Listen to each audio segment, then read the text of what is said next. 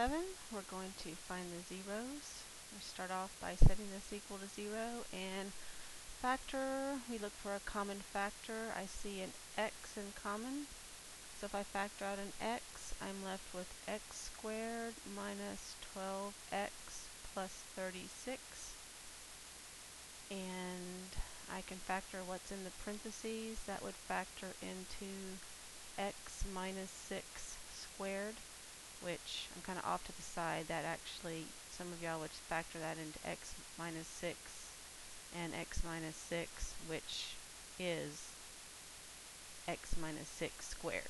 Okay, if you get x minus 6 twice, make sure you go ahead and write it as x minus 6 squared, because if you have the same thing twice, go ahead and write it as x minus 6 squared, because remember, we just kind of talked about how we need to be looking at the odd and the even degree factors, and if you have the same thing twice, then yes, you need to go ahead and write it twice so that we can see that we have the same thing happen in there twice.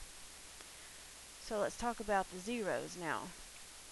My two zeros, I'm actually going to have two of them. I mean, the 6 is going to appear twice, but we only need to write it once.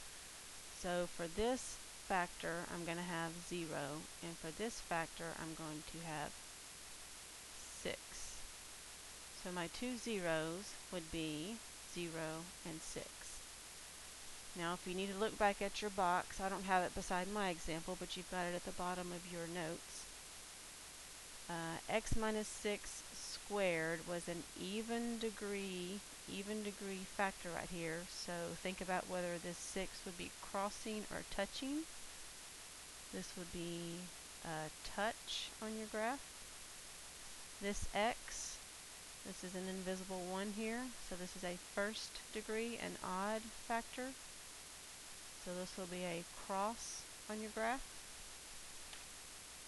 Alright, let's take a look at the graph and see what it's going to look like. Okay, go to your original problem up here. This is an odd degree, invisible 1, positive coefficient. That means the left side is down, the right side is up. Your zeros are at 0 and 6. Okay, 0 is going to have a cross, and 6 is going to have a touch. So, think about that. If your left side of your graph is down, you're going to start down here somewhere. You're going to cross through. At some point in time, it's got a curve, touch the 6, and pop back up.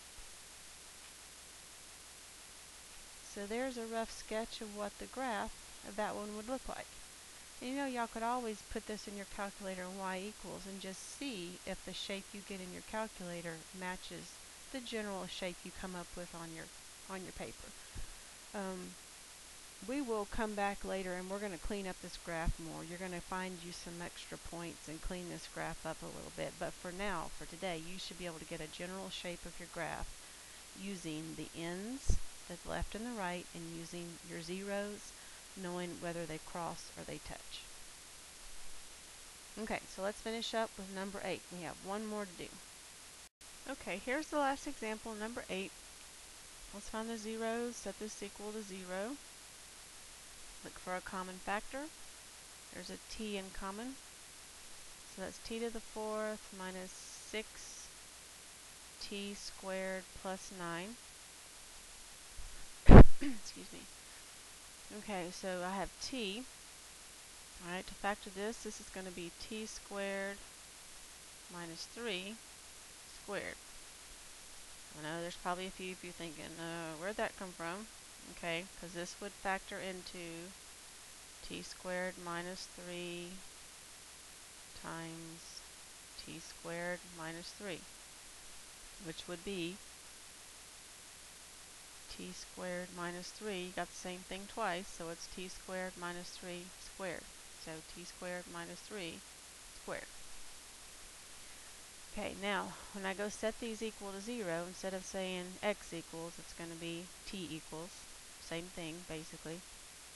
Alright, so t is going to equal 0. Now this one, I can't just say, you know, t equals 3 because they've got the squared in there. So if you can't tell right off the top of your head, if you can't tell just from looking at it, you're going to have to go off to the side and say t squared minus 3 equals 0. So t squared equals 3, and you have to take the square root of both sides. Now I've talked about this once already this year. Do you remember what happens if you have to take the square root of both sides? I made a big deal out of it already. If you have to take the square root of both sides, if you have to draw your square root sign on both sides, don't forget that. Plus or minus, it makes you have two answers. The square root on both sides gives you plus or minus the square root of 3. Do not go type in that in your calculator. Do not give me decimals. It's plus or minus the square root of 3. Leave it as the square root of 3. I want the exact answers. Plus or minus square root of 3. The only time you can use the decimals is if you need it for graphing purposes, and we'll look at that in just a minute. But leave it as plus or minus the square root of 3.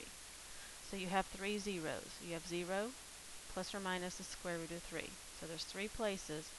When we start looking at the graph here in just a minute, there's three places where your graph will cross or touch the x-axis. Okay, at 0 and at plus and minus the square root of 3.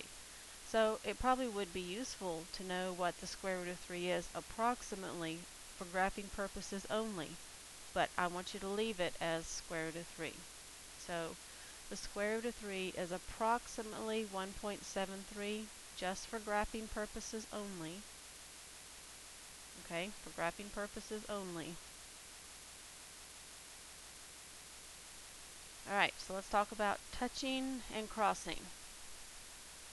Alright, t squared minus 3 was an even degree factor.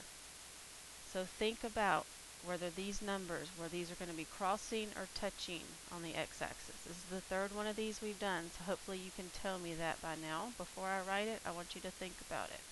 Crossing or touching. Hopefully you got it right. I'm going to put a T for touch. Okay, T right here was a first degree factor, divisible 1. Think about whether that means cross or touch. This is the third one of these we've done. Alright, hopefully you got that one right. That means we're going to cross right here, so I'm going to put a C. Okay, before I sketch the graph, let's talk about the end behaviors. This is a fifth degree, so this is an odd degree polynomial. Leading coefficient is 1. 1 is a positive number. Odd positive. Left side is down, right side is up. Okay, without putting this in the calculator, without having any other information, let's see if we can sketch a general sketch of the graph. We're going to start down here. We're going to come up. If we're going to just touch here, that means it's got to pop back down. Then at some point in time, it's got to turn around and it's going to cross through here. And then it's going to turn around and touch here and then pop back up. So that's supposed to be an arrow, not a blob. Sorry about that. So that's the general sketch of your graph without having any other information. You just sketched this very complicated looking polynomial graph just by knowing the zeros and just by knowing the ends of the graph. The left side was down and the right side was up. Now, next lesson we'll continue. This was the first part of 2-2. We'll continue 2-2, and what we'll do is we'll clean this up a little bit. We'll get some extra points and clean up the graph a little bit. But for right now, you should be able to sketch a general sketch of the graph just by knowing crossing and touching and just by knowing what the end behaviors of the graph will do. And that's it for now.